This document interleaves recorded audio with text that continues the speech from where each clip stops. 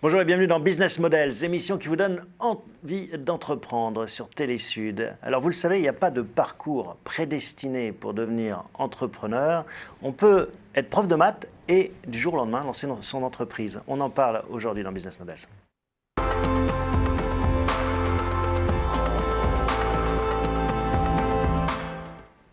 Bonjour Christelle.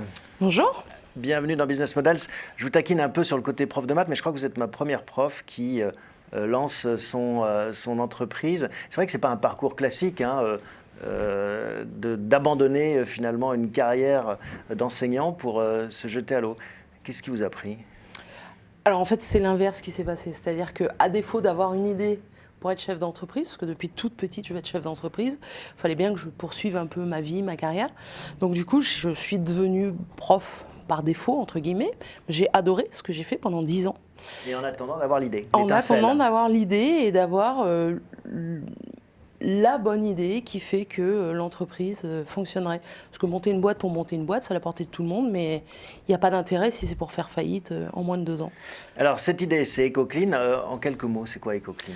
Alors EcoClean, qui à l'époque s'appelait Artubox, en fait c'est le premier groupe de nettoyage industriel et maintenant destiné aux particuliers, qui a, entre guillemets, inventé le travail de jour. C'est-à-dire que nous, on est parti du principe, quand je dis nous, c'est mes équipes et moi, sur le fait que le marché du nettoyage, rien qu'à Paris, il y a 27 000 entreprises, donc il fallait vraiment se démarquer. Et se démarquer, vous avez le choix de le faire par du marketing ou par une vision un peu plus humaine et plus sociale, voire sociétale, qui est de changer la vie des gens qui font le ménage. Oui, les invisibles, comme on les appelle souvent, qui se lèvent à la première heure et qui sont partis quand finalement les salariés traditionnels viennent à leur poste de travail. Et comme par miracle, la corbeille à papier a été vidée. Alors, ça, c'est dans le meilleur des cas, c'est-à-dire qu'ils n'ont pas de coupure. Nous, ce qu'on a constaté quand on a monté la boîte en 2005, RSE, impact, développement durable, c'est des notions qui étaient balbutiantes, personne ne comprenait ce que je racontais. Vous aviez des gens qui faisaient des amplitudes horaires de 15 heures avec des coupures pour avoir moins que le SMIC à la fin du mois. Donc moi je me suis dit, il n'y a pas de raison, ces gens-là, c'est des hommes, des femmes qui ont des familles, qui ont aussi envie d'avoir des week-ends, qui ont aussi envie de pouvoir aller chercher leurs gosses à l'école ou tout simplement de se reposer la nuit. Donc j'ai fait de la pédagogie auprès de mes clients en leur disant, vous savez, si on les met au milieu de vos équipes, vous verrez, ils mordent pas, ils sont sympas, ils disent même bonjour, enfin vous verrez. Ça a été long à convaincre les clients ? Pas du tout en fait. Bizarrement, les gens ont trouvé ça plutôt bienveillant en se disant mais pourquoi on n'y a pas pensé avant ? Et ils ont testé. Alors la seule appréhension, c'était effectivement l'aspect de l'aspirateur va faire du bruit, il va nous déranger pendant qu'il passe. Et moi, j'ai retourné ça en argument positif, en disant, oui, mais en même temps, vous remettez niveau clé, niveau code d'accès. L'espionnage industriel se fait essentiellement aussi la nuit, soit par les vigiles, soit par le ménage, enfin des gens qui sont embauchés exprès pour ça. Donc cet argument sécuritaire a fait mouche. Et puis ils se sont aperçus que non, ça ne fait pas du bruit et que l'aspirateur, on le passe quand il n'y a personne. Voilà. En termes d'inspiration. Alors, le télétravail, c'est l'actualité dans laquelle on vit actuellement. J'imagine que ça a impacté finalement votre entreprise, le travail de vos équipes. Comment sont comportées ces premières lignes ? Alors effectivement, c'est important de les appeler les premières lignes parce que pendant le Covid, tout le monde s'est arrêté de travailler, en tout cas s'est arrêté d'aller en entreprise, tout le monde est resté chez soi, sauf les éboueurs, les personnels médicaux et les fameux hommes et femmes de ménage. Et les caissières aussi. Et les caissières, bien sûr, voilà, tout ce qui était entre guillemets, enfin pas entre guillemets d'ailleurs, vital au bon fonctionnement du pays et de nos vies. Parce que sans caisse, vous ne faites plus de courses, sans ménage, il y avait l'aspect sécuritaire justement de l'hygiène où nous on a sorti très très vite un protocole sanitaire qui a été validé par l'OMS et il y avait aussi une tension sur les produits Coviside sauf que nous en avions en stock donc on a tout de suite lancé des kits anti-Covid destinés aux entreprises qui se les sont arrachés. C'est parti comme des petits pains. Mais j'imagine que ça a été une période compliquée en tant que chef d'entreprise, pour les équipes bien sûr, mais aussi en tant que chef d'entreprise, parce qu'on se dit j'ai une responsabilité de les envoyer au front finalement. Alors l'idée c'était de les envoyer au front de façon la plus pérenne possible, parce que l'idée c'était pas qu'ils aillent attraper le Covid tout de suite et puis d'être au tapis. L'idée c'était de les protéger avant tout et de protéger ensuite nos clients. Et quand vous protégez l'un, vous protégez l'autre. Donc du coup, il y avait une espèce de bienveillance aussi mutuelle. Par exemple, les gestes barrières, le port du masque, etc. a été très très bien respecté. Et vous avez été impacté, vous avez eu des cas à gérer de Covid? Alors oui, évidemment, on a eu surtout des cas contacts. Des cas graves, on en a eu un, mais la personne s'en est sortie, fort heureusement. Mais sinon, non, bizarrement, pas tant que ça. En tout cas, moins que ce à quoi je m'attendais. Et c'est combien d'employés maintenant qui justement étaient concernés par... Alors c'était à peu près 150 employés qui étaient concernés, mais personne à temps plein. C'est-à-dire que quand la nouvelle est tombée, bah, comme tout le monde, ça a été la sidération, de se dire je fais quoi, je ferme ma boîte, j'ai fait faillite, qu'est-ce qui se passe? Puis après, ben, dans toute crise, il y a des grandes opportunités. Et nous, on a saisi cette opportunité-là de se dire, eh bien, on va encore changer et le business model et la façon de faire. Et c'est là qu'est né On Demand. Alors, on va parler en effet de cette opportunité qui s'est ouverte à vous. On va s'intéresser à ce marché du nettoyage qui est finalement très dynamique.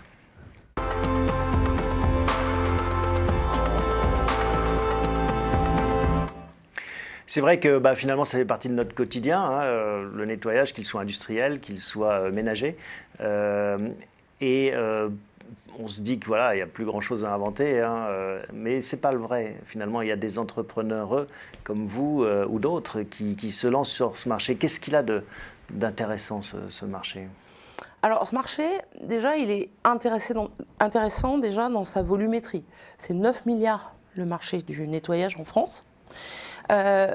Il est intéressant aussi parce que c'est un peu comme le pain. Tout le monde a besoin de nettoyage. C'est-à-dire que ça ne se délocalise pas parce que la poussière retombe tous les jours et elle ne se délocalise pas. Malheureusement. Voilà. Et en plus, c'est un métier où, effectivement, quand c'est fait, personne ne le dit. Quand c'est pas fait, tout le monde le voit.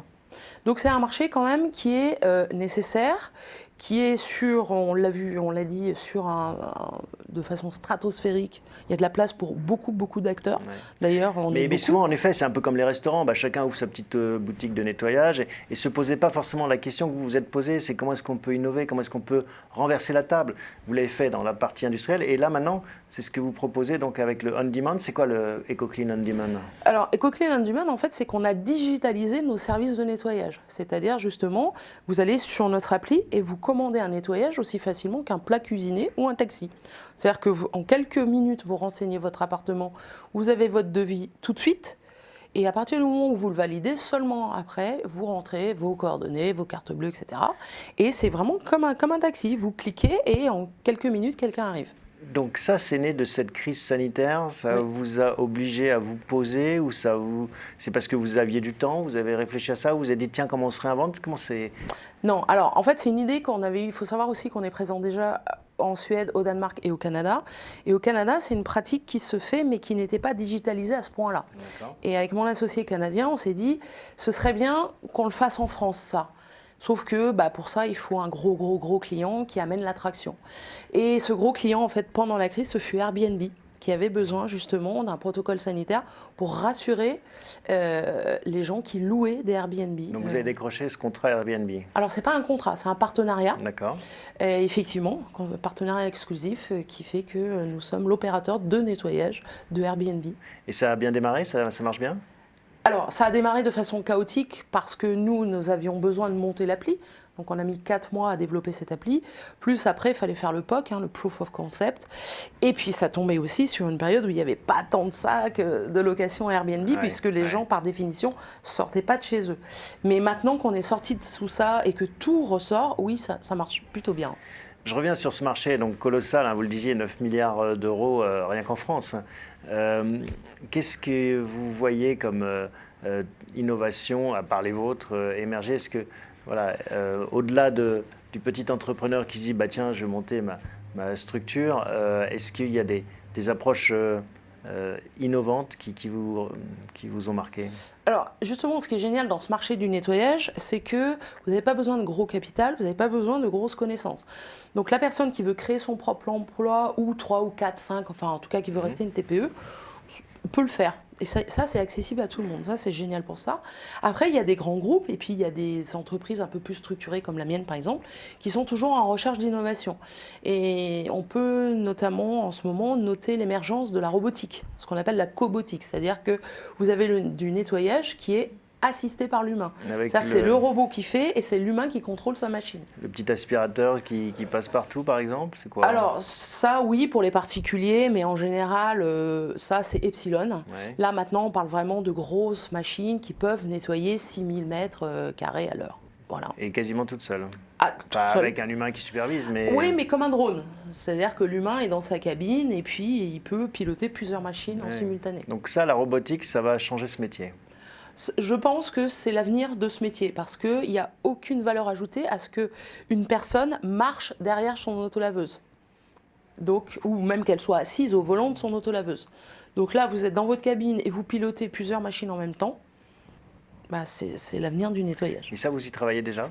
Oui, oui, oui, sur la partie événementielle, Ouais. notamment à Viparis, là, à la rentrée, puisque l'événementiel reprend enfin au bout Ouais. d'un an d'arrêt, où là, effectivement, on va sortir nos petits robots qui, justement, soulagent, toujours pour la qualité de vie au travail, soulagent nos cleaners. Bon, on va parler justement de comment est-ce que vous développez EcoClean, cette entreprise que vous avez fondée il y a 16 ans maintenant, c'est ça? Oui, 2005, oui. 16 ans. Le temps passe.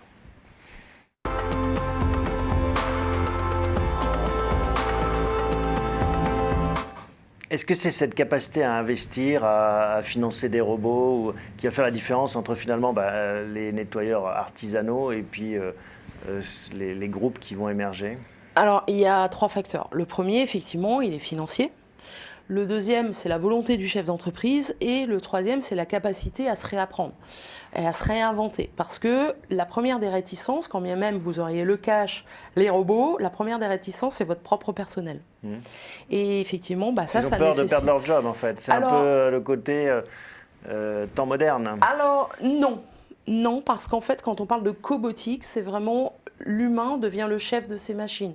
Donc, il ne va pas perdre son job. Par contre, effectivement, la montée en compétences, elle n'est pas forcément donnée à tout le monde. Et c'est vrai, c'est là le vrai point d'accrochage. Et l'enjeu RH pour vous, c'est votre quotidien, j'imagine, trouver les bonnes compétences. Alors que ce soit pour piloter des robots, mais aussi que ce soit pour passer la serpillière dans un Airbnb, dans une location. Ça, j'imagine, c'est compliqué, c'est le plus dur dans ce business. Alors, c'est pas le plus dur et c'est pas le plus compliqué, mais c'est le talon d'Achille de toute entreprise de nettoyage. Parce qu'on sait que c'est des métiers qui sont éreintants, qui sont souvent mal payés, mal considérés. C'est pour ça que nous, on rémunère 18 € de l'heure, c'est-à-dire 70% de plus que le SMIC, pour pouvoir justement attirer ces talents.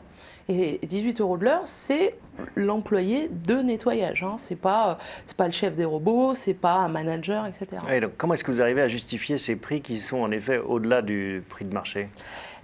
Dans tout marché, vous avez 2 positionnements. Soit vous êtes sur du low cost, et là vous avez une clientèle qui est férue de ça versus qualité peut-être moindre, ou en tout cas service client, etc. moindre, ou alors vous êtes sur du premium. Nous, on a fait le choix d'être sur du premium, et en fait, on a rencontré notre marché aussi. Et du coup, ça permet de fidéliser vos employés, vous avez moins de turnover, comme on dit, de gens qui abandonnent? Alors, nous, notre turnover dans le secteur du nettoyage, il est entre 50 et 60%, côté client et côté employé. Nous, on est à moins de 1%.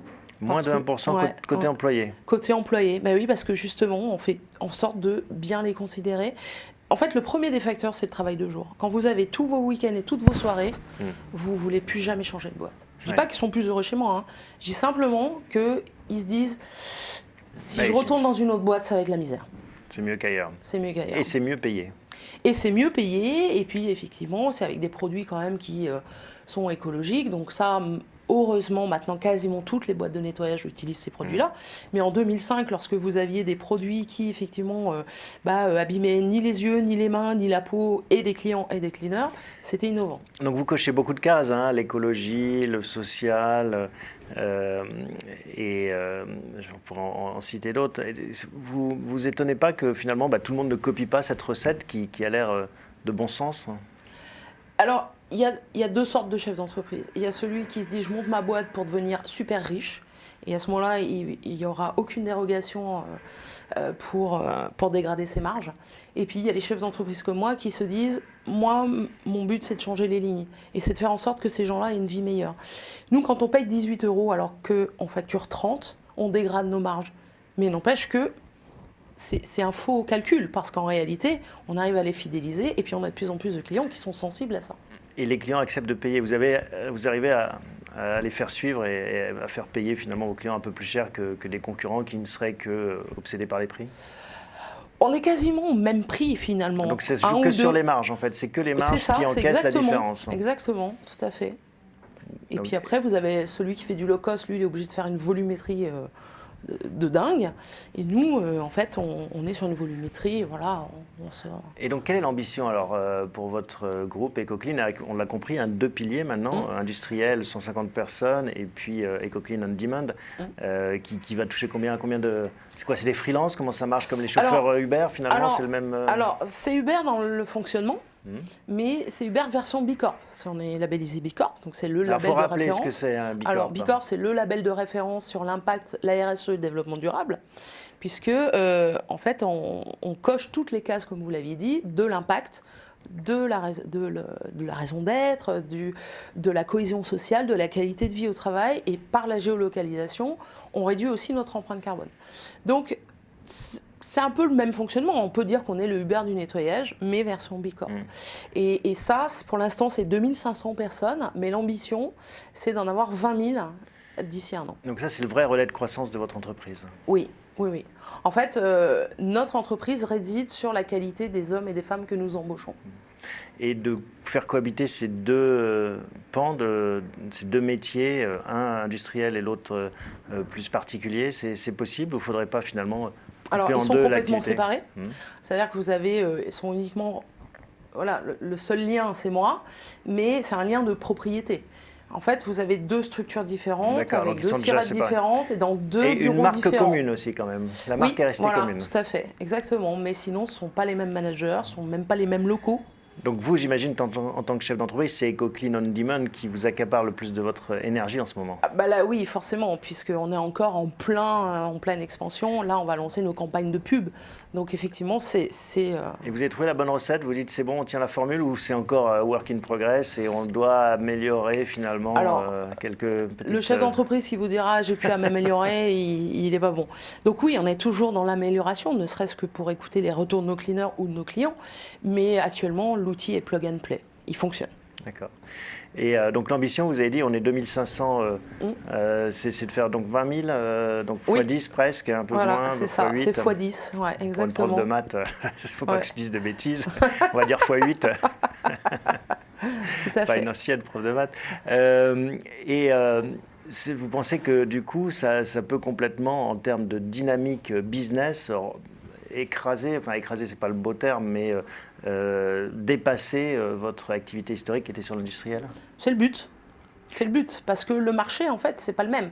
Nous, sur le B2B, nous ne faisons que des bureaux et que de l'événementiel sur Paris Intramuros. Sur On Demand, nous sommes partout en France et un peu au Canada, et un peu en Suède, et un peu au Danemark. Donc, c'est pas du tout ni le même business model, ni le même mode de fonctionnement. Et l'approche tarifaire sera la même, parce qu'on comprend que certaines entreprises arrivent à se payer des services un peu plus premium. Les particuliers, c'est peut-être plus compliqué à faire entendre? Sur les particuliers, on est sur les prix du marché, en fait. Quand vous payez 30, en fait, réellement, ça vous revient à 15, puisque vous avez droit à l'abattement fiscal. Donc, c'est exactement la même chose que nos concurrents. Et en termes d'enjeux, il y a l'enjeu de la communication, comme vous le disiez, avec des campagnes qui vont sortir. Donc c'est ça le nerf de la guerre, se faire connaître, devenir, parce que Uber, finalement, maintenant, c'est devenu un mot de la vie de tous les jours. C'est ça votre ambition? L'ambition, effectivement, c'est de devenir une marque grand public, déjà pour attirer des clients, effectivement, mais surtout pour attirer des cleaners qui auraient envie de s'inscrire sur notre plateforme. Oui, on revient toujours à cet enjeu... des employés et des ressources humaines, trouver les équipes. On va voir, vous, ce qui vous anime, Christelle, si vous le voulez bien, dans cette dernière partie d'émission.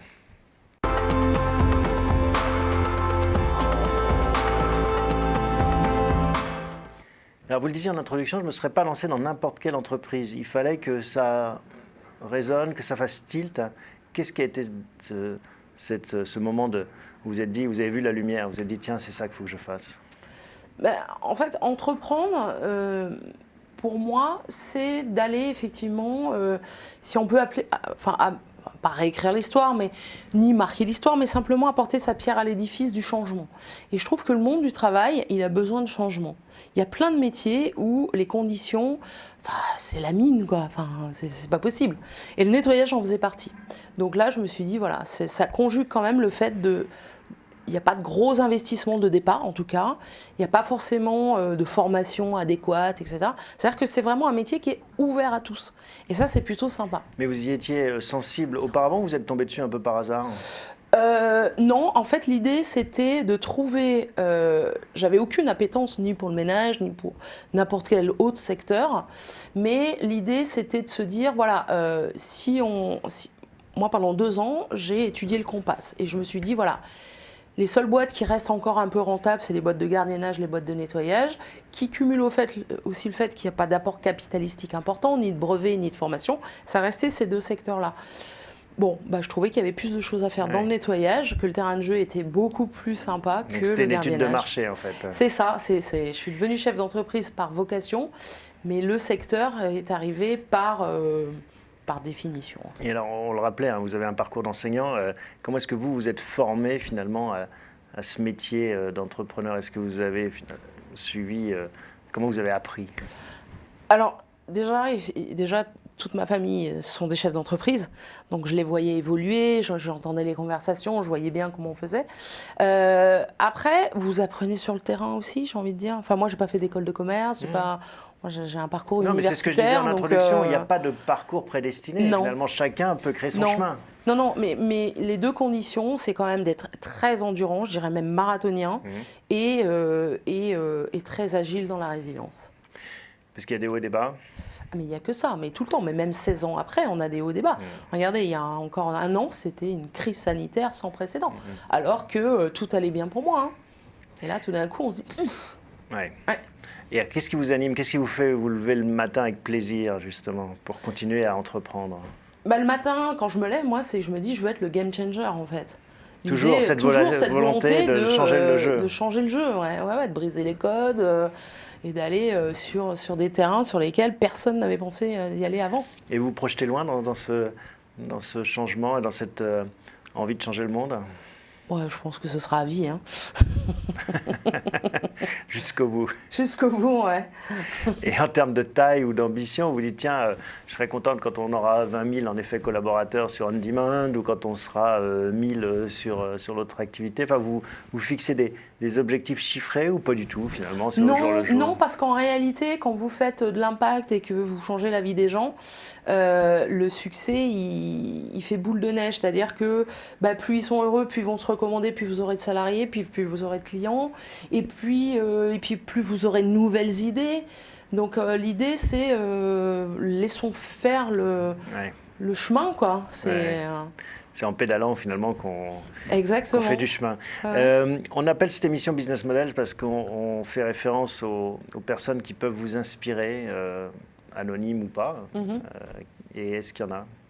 Oui, alors ça dépend des époques. Moi, mon modèle inspirant de toujours, c'est Mercedes Serra, parce que je trouve qu'elle a eu un parcours exceptionnel et très inspirant. On rappelle, c'est la présidente d'une agence de publicité absolument, et qui milite notamment pour défendre le rôle des femmes en entreprise. Hein. Oui, tout à fait. Mais hormis ces combats féministes, ce que j'aime avant tout, c'est le parcours de vie de cette dame. Et vraiment, elle est incroyable, j'ai eu la chance de la rencontrer, on est amis maintenant. Et moi, je pense que le plus important dans les rôles modèles, c'est de pouvoir... qu'ils soient accessibles et de pouvoir les rencontrer, parce que sinon c'est le fan club, c'est l'idole. Donc c'est important lorsque vous avez un rôle modèle de tout faire pour le rencontrer. Et de pouvoir échanger. Un conseil qu'elle vous a donné? Alors moi, elle m'a décorée en fait. Elle m'a remis l'ordre du mérite et elle m'a donné plein de conseils lors de cette remise. Et surtout, c'était quand même... très classe de se dire que cette femme qui est hyper débordée a quand même trouvé le temps d'aller décorer une petite chef d'entreprise. Il y a un conseil que vous avez retenu de ce qu'elle vous a dit et qui vous sert encore? Alors le conseil qu'elle ne m'a pas donné mais qu'elle a confirmé, c'est n'écoute que ton cœur. Son instinct, c'est ça le cœur? L'instinct, ouais. Pas de tout rationaliser? Non, surtout pas. Et c'est une ancienne prof de maths qui parle. Et elle, c'était une ancienne prof de français. Ah bah, comme quoi, il y en a, ça mène à tout, Et oui, l'enseignement. ouais. Bon, en tout cas, merci beaucoup, Christelle, de nous avoir rendu visite et de nous avoir fait découvrir ce parcours qui permet, aux premières lignes, comme on dit, hein, je ne sais pas si c'est un terme très valorisant, mais en tout cas, ça a été très utile de mieux vivre à tout point de vue. Bon vent pour la suite. Et puis, merci à vous tous de nous regarder sur Télésud, de votre fidélité. On se retrouvera la semaine prochaine pour un nouvel épisode de Business Models. Merci, au revoir.